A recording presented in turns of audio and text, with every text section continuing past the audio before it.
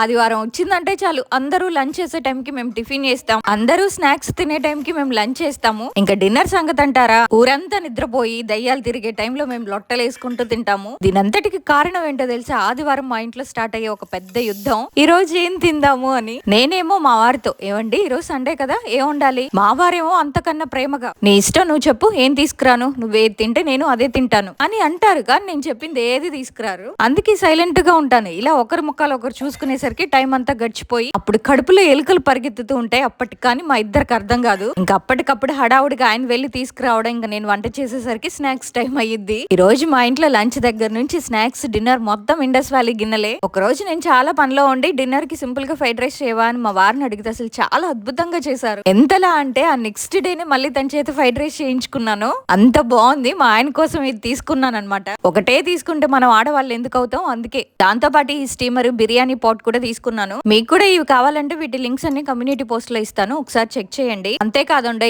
ఆశా24 అనే coupon code ని use చేస్తే మీకు వెబ్సైట్ లో ఉన్న డిస్కౌంట్ తో పాటు ఎక్స్ట్రా 12% డిస్కౌంట్ వస్తుంది. మా వారి చేతి వంట వచ్చేను తదుపరి వీడియోలో.